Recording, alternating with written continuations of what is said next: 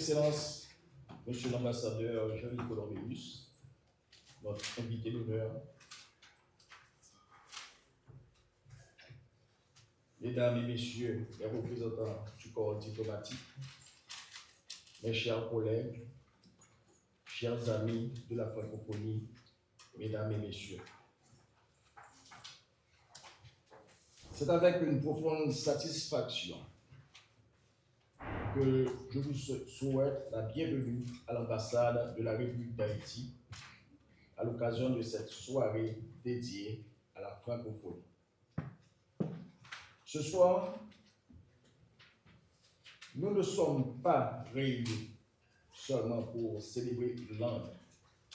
Nous sommes réunis pour célébrer quelque chose de plus rare et de plus précieux. Une idée. L'idée qu'un peuple, même blessé, même éprouvé par l'histoire, garde en lui la capacité de rêver. Et mieux encore, de faire rêver le monde.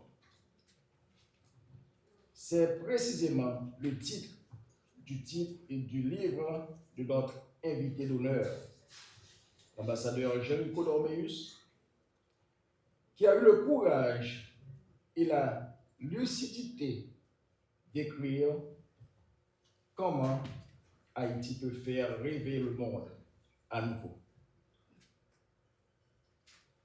Un titre qui à lui seul est un acte de foi.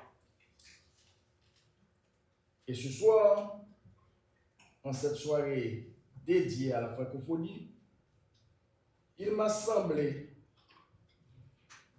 qu'il n'y avait pas de cadre plus juste, pas de moment plus approprié pour accueillir cet ouvrage et son auteur.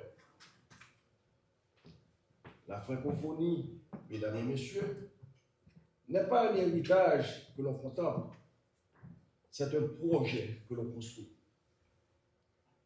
Elle est cet espace singulier où des nations, aux histoires différentes, souvent douloureuses, ont choisi de transformer une langue commune en un élan commun. Et dans cet espace, Haïti n'est pas un membre ordinaire. Haïti en est la conscience historique. Première république noire, libre du monde, première nation à avoir prouvé par les armes et par le sang que la liberté n'est pas le privilège d'une race ou d'une civilisation, ce que nos ancêtres ont accompli en 1804 n'était pas seulement une révolution haïtienne. C'était un message adressé à l'humanité tout entière, un message qui résonne encore aujourd'hui dans chaque coin du monde francophone où l'histoire rencontre un peuple qui se bat pour sa dignité. C'est de cette grandeur dont l'ambassadeur Jean-Nicolas Méus nous parle. Non pas avec nostalgie, mais avec une exigence, celle de se montrer à la hauteur de ce que nous sommes.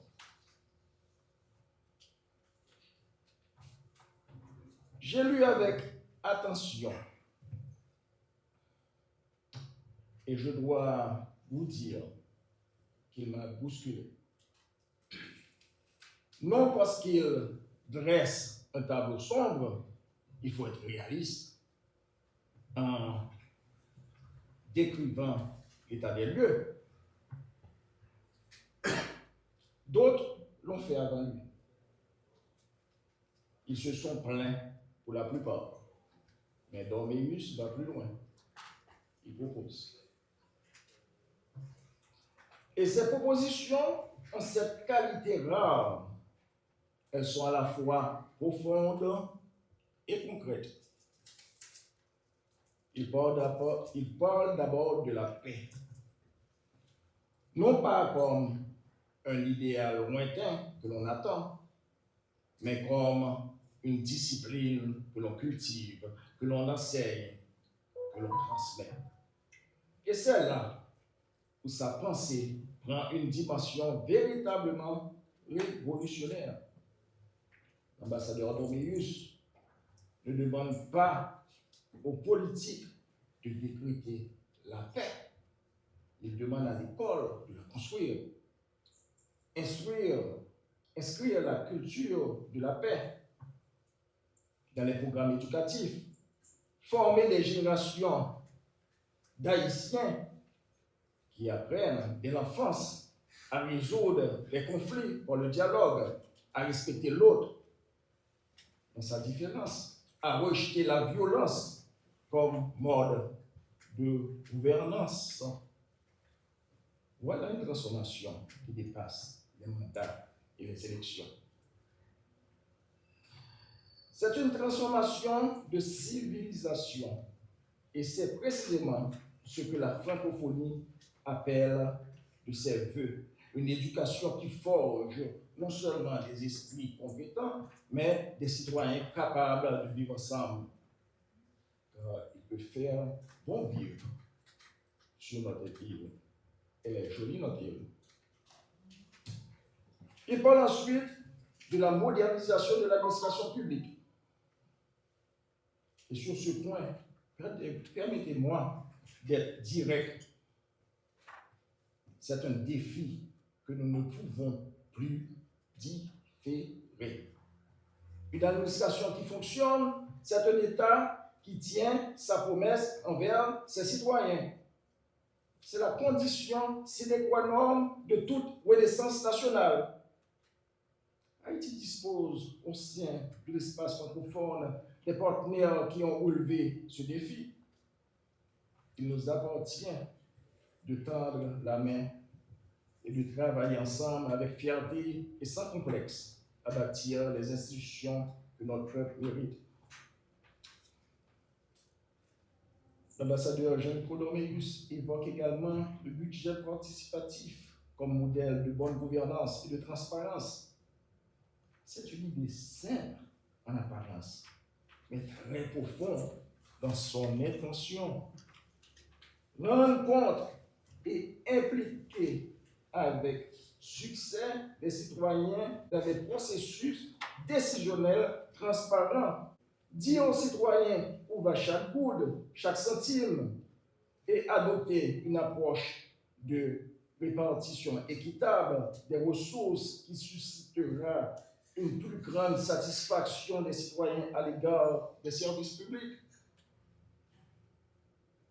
Accepter d'être jugé non sur les promesses, mais sur les actes.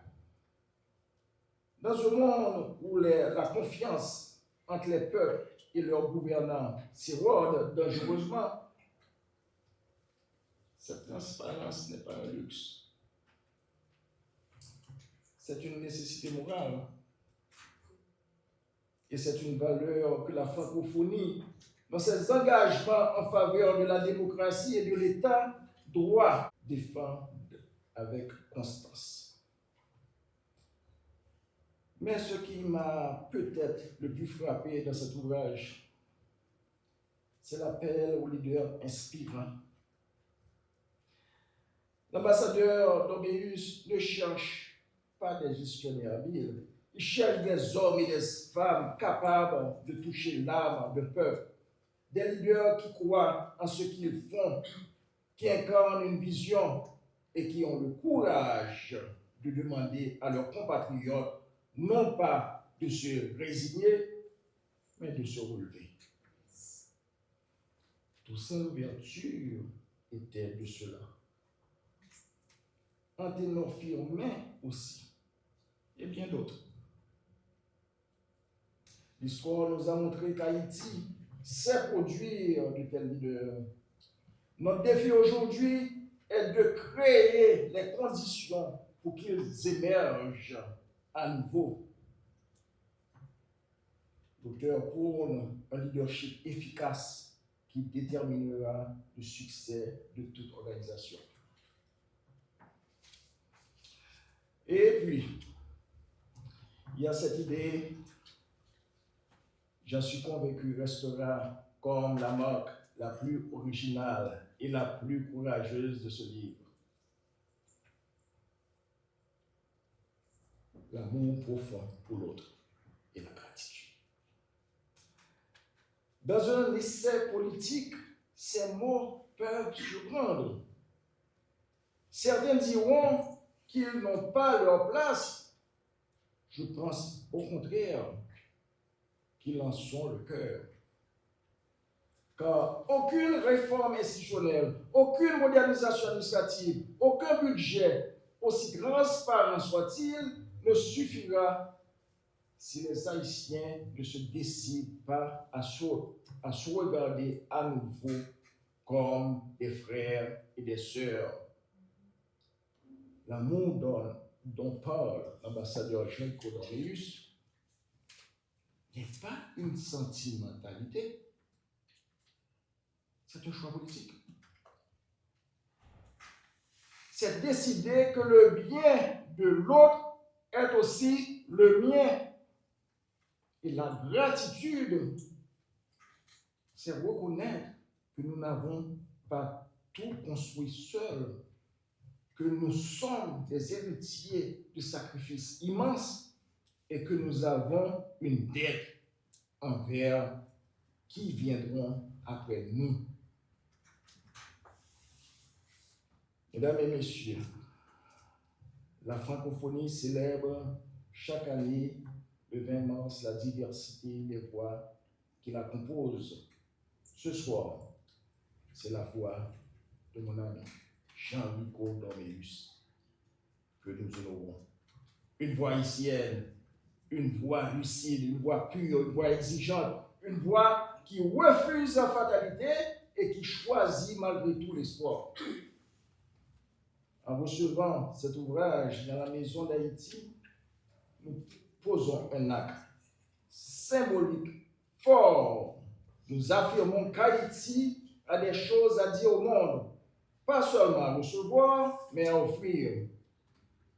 Des idées rendues manifestes par le biais d'une vision de l'humanité que seule une nation ayant traversé ce que Haïti a traversé peut formuler avec cette profondeur. Monsieur l'ambassadeur Jean-Claude Dorneus, au nom de l'ambassade, au nom de tous ceux qui croient encore, et ils sont nombreux, et personnellement, je fais partie de cette catégorie, que la meilleure page de l'histoire haïtienne reste à écrire. Je vous dis merci. Merci d'avoir écrit ce livre. Merci de nous inspirer. Merci de porter cette flamme. Et merci de nous rappeler ce soir que rêver n'est pas une faiblesse. C'est pour Haïti notre devoir. Vive Haïti, vive la francophonie. Bonne soirée dans nos murs, chers amis. Je vous remercie.